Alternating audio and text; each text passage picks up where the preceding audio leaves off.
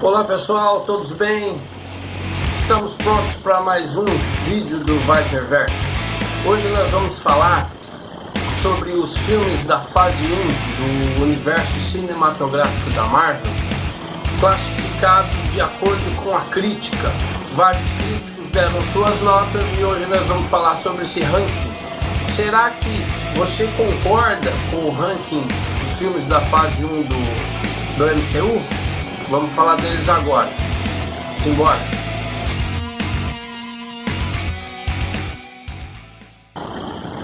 Na sexta posição ficou o Incrível Hulk, com 64 pontos de 100. Esse filme ele é interessante pelo seguinte: em 2003 a Universal produziu um filme do Hulk chamado apenas Hulk e foi feito de uma forma bem independente. Na época não existia nenhum tipo de universo expandido, nem nada disso. Porém, a produção era bem grande, dirigido por Ang Lee, o Bruce Banner, Hulk foram interpretados por Eric Bana, ainda tinha Jennifer Connelly no elenco. E era um filme bastante original. Até hoje eu vejo com uma certa positividade aquele filme. Muitos fãs criticaram porque acharam que o Hulk, a criatura, como ela foi toda feita em CGI, eles acharam que era um chicletão, era um chiclete verde, um verde muito claro. E eles acharam dessa maneira, que poderia ter sido um Hulk com mais profundidade, mais aprofundamento. Talvez eles até tenham razão, mas eu acho um filme muito bem feito, muito bem produzido, com um diretor excelente e tinha tudo para dar certo. As bilheterias, é claro, elas não corresponderam com as expectativas da Universal. Então, quando o MCU começou com o Homem de Ferro, a Marvel conseguiu fazer uma parceria que é muito parecida com essa parceria que hoje ela tem com a Sony em relação ao Homem-Aranha. Ela conseguiu produzir um filme do Hulk em parceria com a Universal, só que ela não podia fazer muita coisa. Ela tinha esse encaixotamento que era essa parceria com a Universal. É justamente por isso que nunca mais vimos nenhum outro filme do Hulk, porque provavelmente essa cláusula com esse contrato ainda persiste. O Hulk só aparece como coadjuvante de outros personagens. De qualquer maneira, o filme teve uma nota satisfatória, digamos assim. A bilheteria dele foi um pouco acima do filme de 2003, e na época o Kevin Feige falou que se ele tivesse rendido $1 a mais que o anterior já teria valido a pena. É claro, porque eles conseguiram o quê? Ter o personagem para eles, mas não podendo produzir um filme para o personagem, mas podia utilizá-lo de forma emprestada. E assim foi, e ele está aí até hoje. Um outro fato que aconteceu com o Incrível Hulk foi que o Edward Norton, embora tenha uma interpretação muito elogiada pela mídia, ele teve muitos problemas com a Marvel, problemas parecidos que outros autores e personalidades também tiveram problemas com a Marvel, e dizem que ele era muito chato, exigia muita coisa, e com isso ele acabou sendo limado do MCU, sendo substituído por Mark Ruffalo. Na época eu achei uma coisa muito chata da parte da Marvel, porque eu gosto muito do trabalho do Edward Norton. Só que o Mark Ruffalo, ele convenceu como Bruce Banner. Ele mesmo teve um ganho muito grande em termos da própria carreira. Ele conseguiu produzir seus próprios filmes. Ele decolou graças ao Hulk, então valeu muito a pena. E o Mark Ruffalo se tornou também um ator muito mais maduro, e você percebe, filme a filme, ele acabou roubando espaço para ele, né? Hoje em dia você não consegue pensar no MCU sem o Hulk. bastante interessante. Talvez o Edward Norton não conseguiria isso. Uma outra interpretação digna de nota é da Liv Tyler. Talvez dá para contar nos dedos uma boa interpretação dela. E ela, além de ser linda, ela arrebentou como Beth Ross. Eu achava difícil alguém conseguir chegar perto da interpretação da Jennifer Connelly, que é outro ícone, mas a Liv Tyler foi muito bem. É uma pena que ela não voltou. Na quinta posição, Homem de Ferro 2 com a nota 64.5. O que se resume a essa nota tão baixa do Homem de Ferro 2 é que todos falaram que essa continuação não tem nada de novo. Ou seja, é apenas uma ideia requentada do primeiro filme do Homem de Ferro. E eu discordo. Na verdade, dessa primeira fase, eu vou ser até polêmico. O melhor filme da Marvel é Homem de Ferro 2. Porque eles conseguiram ousar. Você percebe que existe uma fórmula ali, uma fórmula padrão para todos os filmes. E todos são bastante encaixotados. Esse Homem de Ferro 2 ele conseguiu ousar. É claro que há falhas, é claro que há erros, mas é assim que você faz. Para você ter uma experimentação, algo ousado e original, você precisa falhar também, você também erra. É óbvio que aquela parte que o Tony Stark bêbado tenta ser DJ com armadura não ficou legal, mas a ideia era ter esse constrangimento. Por exemplo, nos quadrinhos você sabe como que o James Rhodes se torna Homem de Ferro? Porque ele substitui o Homem de Ferro, ele substitui o Tony Stark como Homem de Ferro por algum tempo. Ele inclusive ajuda a inaugurar os Vingadores da Costa Oeste, cuja saga acabou sendo adaptada ali no WandaVision. Ele é um Vingador original dos Vingadores da Costa Oeste, James Rhodes. E como é que ele chega a ser o Homem de Ferro? A necessidade de ter o Homem de Ferro em alguma situação é muito grande. E o James já sabia que o chefe dele, né, nos quadrinhos, o James Rhodes, ele não é funcionário do governo. Ele trabalha para o Tony Stark. Ele corre atrás do chefe dele porque ele já sabe que o chefe dele é o Homem de Ferro. E quando ele chega no escritório do chefe dele, o chefe dele está caído, miando de bêbado, com a armadura do Homem de Ferro. Ele não tem a menor condição de se arrastar. Então o Rhodes não vê outra saída senão tirar a armadura do Tony Stark, vesti-la e ir lá defender as indústrias Stark ou algo assim. Foi assim que ele começou. Então essas situações constrangedoras do Tony Stark nós já vimos diversas vezes nos quadrinhos. É natural. Claro que no cinema fica algo mais aparente, mais plástico, mais vergonha alheia, mas não é para ser. Um outro vilão que, a meu ver, é bastante original foi o Chicote do Mickey Rourke. O Mickey Rourke, na verdade, ele dá uma dignidade ao Homem de Ferro 2. Como eu disse, eu sou bem polêmico quanto a isso. Que ele consegue trazer uma aura diferente aos filmes. Geralmente os filmes têm essas padronizações. O Caveira Vermelha é o bandido, tá na cara dele. O Capitão América é o super-herói, ele vai salvar o dia. Quando começa Homem de Ferro 2, a possibilidade de não ser dessa maneira é muito grande. Depois, é claro, fia-se apenas numa vingança pessoal do Ivan Vanko contra o Tony Stark. Mas ainda assim é uma ideia muito interessante, muito boa, e que não é tão explorada assim como deveria. Hoje o Loki ele é uma referência, mas pega o primeiro filme do Thor, observe como que o Loki é. O Ivan Vanko dá um baile nele. Na verdade ele dá um baile em todos os vilões. Talvez o que possa ali ameaçá-lo nesse topo seja o Tim Roth como o Abominável do Incrível Hulk. De resto é tudo muito comum. Até mesmo Jeff Bridges como o Monge de Ferro, ele tem as suas limitações, porque ele só tem que ser um Homem de Ferro gigante. Já o Ivan Vanko não, é uma outra coisa. Ele ousa, ele faz coisas diferentes. E o Justin Hammer do Eu esqueci o nome do ator agora, aí é difícil. Como é que ele chama? Sam Rockwell.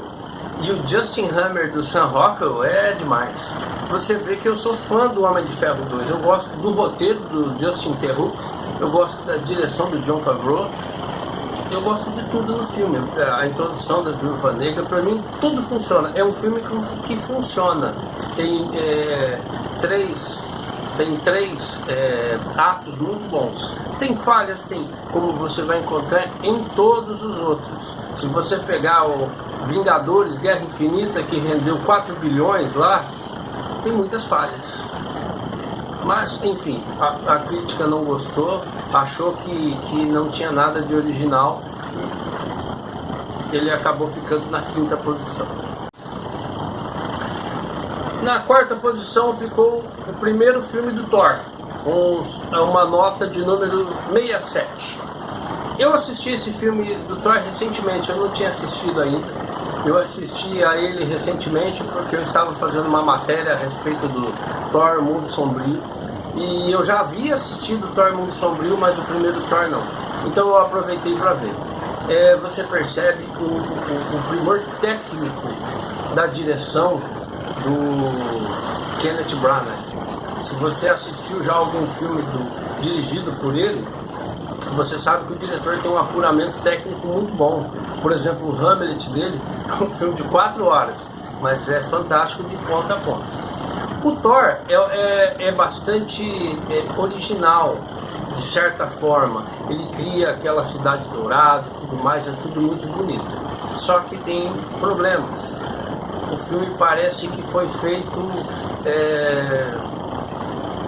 padronizado. Ele tinha que ser daquele jeito. Uma forma muito burocrática, muito engessado. As coisas acontecem de uma forma muito sem criatividade. Parece que o Kenneth Branagh ele aceitou fazer o filme, mas depois que ele aceitou, que ele assinou o contrato, já foi feita a pré-produção. Quando ele chegou na frente do elenco, parece que ele perdeu o interesse. É tudo muito sem inspiração. Só que há detalhes que ele insere na trama que você percebe ali escolhas pessoais dele, como por exemplo, quando o Thor consegue recuperar seus poderes, que ele pega o martelo e recupera os poderes para lutar contra o Destruidor, Kenneth Branagh disse que estava fazendo uma homenagem ao He-Man, quando o Príncipe Adam se torna o defensor de Eternia. Algo pessoal que ele incluiu, mas só também. Fora isso, é tudo muito ruim, só mesmo a parte estética. As interpretações muito abaixo de qualquer coisa. Talvez o início com a ideia de um Thor arrogante, o Chris Hemsworth, ele até consegue fazer, mas depois é só ladeira abaixo. Não é o melhor filme do Thor. Na verdade, eu ainda prefiro o Mundo Sombrio. E o interessante do Mundo Sombrio é que os atores eles estão muito mais à vontade, são bem mais interpretados, melhor interpretados, eles têm um papel de trabalho melhor. Só que a parte estética parece ser mais pobre. É o contrário, o Thor, o primeiro do segundo. Essa é a minha opinião. O que você acha? Você concorda comigo? Até aqui eu só falei besteira. Deixa nos comentários pra gente saber a sua opinião. Entramos no pódio. Top 3. Terceira posição, Capitão América, o primeiro Vingador. Vamos começar falando do diretor, o Joe Johnston. Ele já havia trabalhado com Steven Spielberg, George Lucas nos filmes do Indiana Jones, na trilogia original. Eu acredito até que no 4º filme ele já não estivesse mais. Ele foi o criador do Boba Fett, do Star Wars. E ele também dirigiu um filme chamado Rocketeer, que vai ganhar agora uma sequência pelo Disney Plus. Excelente diretor. Um pouco antes dele dirigir esse Capitão América, o primeiro Vingador, ele havia feito um filme chamado Lobisomem, que o Benício Del Toro se torna um lobisomem. E tem o Weaving, da trilogia original da Matrix, como uma espécie de policial que caça esse lobisomem. Então ele acabou convencendo o Hugo Weaving a participar do Capitão América, o primeiro Vingador, como Caveira Vermelha, e deu muito certo. É uma pena que o Hugo Weaving não tenha tomado gosto pela coisa e não quis voltar mais. E eu acho até que o Caveira Vermelha teve uma participação bastante fraca. Ele poderia ter um papel maior, poderia até ter continuado, voltado em outras ocasiões, e isso eu acho que fez muita falta até para o Capitão América. Uma das coisas que é elogiada no filme é o elenco de apoio. É claro, você tem o Hugo Weaving, você tem o Tommy Lee Jones, certo? Já são duas forças da natureza que, né, não tem como você não elogiar, né, com seus trabalhos icônicos. E ainda tem a Hayley Atwell, que foi um achado da Marvel, que hoje ela está participando do novo Missão Impossível, e dizem até que ela está namorando o Tom Cruise. Péssimo gosto que ela tem, mas enfim, é o gosto dela. De qualquer maneira, esse filme criou todo o tecido, toda a arquitetura para o próprio Capitão América, para o Steve Rogers ali, do Chris Evans, que a meu ver foi uma péssima escolha, porque ele não tem esse apelo que o Capitão América exige. Talvez um outro ator, talvez aquele Sam Worthington de Avatar, eu acho que ele seria a escolha mais correta. Inclusive ele se ofereceu ao papel. Ele tinha feito um filme chamado Fúria de Titãs, com o diretor Louis Leterrier, que dirigiu o Incrível Hulk, e ele se colocava à disposição para ser o novo Capitão América. Eu acho que esse cara poderia ter dado certo, entre outros, claro. O Chris Evans, eu acho que ele não tem o perfil para ser um Steve Rogers, mas é a minha opinião. O que você acha? Você acha que o Chris Evans fez um bom trabalho? Eu posso falar para você em termos de evidências. Quando o primeiro filme dos Vingadores chegou, as grandes estrelas da Marvel eram Robert Downey Jr. e Chris Evans. Eram os dois, você pode ver nos créditos do primeiro filme dos Vingadores. Pega o último, pega Vingadores Ultimato, como que é a sequência de elenco. Onde é que está o Chris Evans? Eu acho que ele perde até pro Chris Pratt, do Guardiões da Galáxia. Para você ter uma ideia de como o apelo dele foi caindo, a Marvel foi percebendo que ele não conseguiria segurar o filme. Claro, tudo isso é a minha opinião. Na verdade, eu sempre tive essa opinião. Eu assisti esse filme, Capitão América, o primeiro Vingador, percebi isso e, assim, infelizmente não tem graça. Desculpe dizer, mas eu não vejo. Eu acho que ele foi uma escolha errada, ainda acho isso.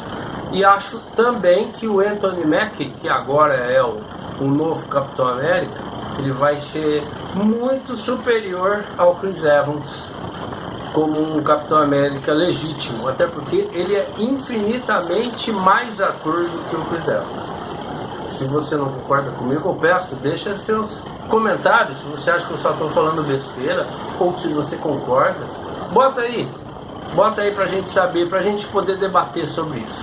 Combinado? Então, terceira posição, Capitão América, o primeiro Vingador, com uma nota número 73. Segunda posição, Os Vingadores, uma nota 80. Sim, os Vingadores ficaram em segundo nessa fase 1 da Marvel. O Joss Whedon foi contratado para dirigir os Vingadores e ele acabou criando um novo roteiro, embora ele tenha aproveitado uma história que já vinha, né, em curso. Óbvio, ele não vai poder fugir disso, até porque a Marvel é meio que uma linha de produção, mas ele incluiu coisas dele ali. E você percebe que ele leu, que ele pesquisou bastante coisas no universo dos quadrinhos mesmo, para conseguir incluir essas coisas no filme que ele fez. O Joss Whedon, ele vinha de uma grande história com a TV. Ele dirigiu, escreveu, criou muitas séries de TV e ele acaba colocando todos esses detalhes no filme. Então você vê um filme um pouco diferente em relação aos outros diretores que já são mais cinematográficos. O Joss Whedon tinha uma visão um pouco mais da TV nisso. E ele acaba fazendo um filme bastante infantil em relação aos outros filmes da Marvel. Chega a ser um pouco infantilizado, mas com um detalhe: ele consegue criar ícones ali. Você conversa com pessoas que nunca leram um quadrinho na vida e elas assistem ao filme dos Vingadores, ela consegue se deixar contagiar por aquilo que ela vê nos cinemas. Quantas não foram as pessoas que falaram comigo, principalmente mulheres, que se identificavam com a Viúva Negra? Elas assistiram Homem de Ferro 2 e não viram tanto, mas no filme dos Vingadores elas falavam que era a melhor personagem dos Vingadores, porque realmente a Viúva Negra fazia tudo. Enquanto o Capitão América, com um soro de super soldado, suava para bater num alienígena, a Viúva Negra já estava voando em cima de outro que já tinha batido em 5. Então era muito interessante. E claro, o Hulk, com todas as sacadas que o Joss Whedon inseriu na trama, também ficou bastante popularizado. Ele teve o auge, talvez, da carreira, foi com a chegada dos Vingadores. É uma pena que ele não soube aproveitar, e hoje você sabe, Joss Whedon foi cancelado da humanidade.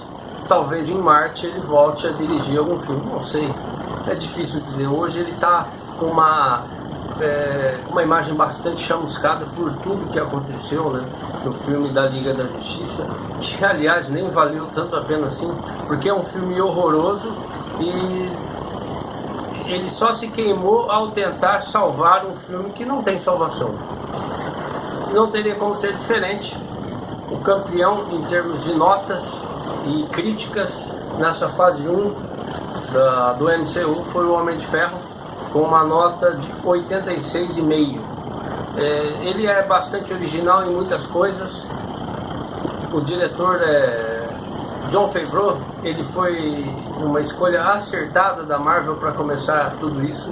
Ele vinha de um filme chamado Jumanji, mas não esse Jumanji aí com o Dwayne Johnson, um Jumanji mais antigo com o Robin Williams e a Kirsten Dunst pequenininha, e ele fez um excelente trabalho como diretor de atores, atuou como ator. O Jon Favreau, ele já tinha sido ator em vários outros filmes. Eu me lembro de ter assistido uma comédia chamada Encontro de Casais, que é muito legal. Depois do Homem de Ferro 2 que ele dirigiu, ele fez também um outro filme chamado O Chefe, que ele era um chefe de food truck. Ele era um chefe de food truck.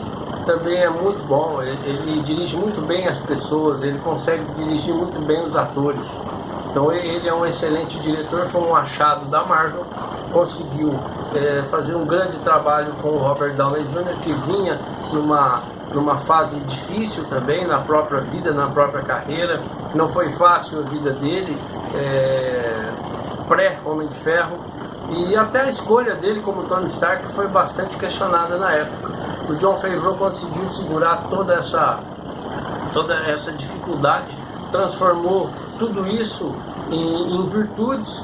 O primeiro corte, o primeiro trailer que ele mostrou com aquele Homem de Ferro feito na caverna, com quase nenhum tipo de recurso digital, foi fantástico, ao som do Black Sabbath. Então tudo deu certo. Ele é um cara que sabe adicionar as peças e transforma isso num quebra-cabeça perfeito. Foi o que ele fez com o Homem de Ferro e é o que ele está fazendo agora com o Mandaloriano. Jon Favreau conseguiu ter esse mérito. E ele até havia sido convidado a dirigir o filme dos Vingadores, mas depois acabou saindo. A gente não sabe exatamente por quê. Ele teve muitos problemas na produção, principalmente do Homem de Ferro 2, mas nunca ficou muito claro o que aconteceu para a saída dele. O que é uma pena. Ele ainda continua atuando como ator, né, como rap, e vai até aparecer agora no filme do Homem-Aranha em dezembro. Mas é uma pena que a Marvel tenha perdido ele como diretor, porque faz falta. Tem alguns diretores ali que são muito ruins. E você, o que você acha? Você concorda com essa lista? Você acha que é assim mesmo? Olha, se eu pegar esse ranking, eu vou fazer um ranking de cima para baixo. Para mim, o melhor filme dessa fase 1 é O Homem de Ferro 2. O segundo melhor filme dessa fase 1 é O Homem de Ferro, primeiro. O terceiro melhor filme seria o Capitão América. O quarto melhor filme talvez seja o Hulk. O quinto melhor filme, Os Vingadores. E o último, o Thor. Essa é a sequência para mim. E a sua? Coloca nos comentários, me diga o que você achou. É tudo isso mesmo, não tem nada a ver, eu só falei besteira aqui?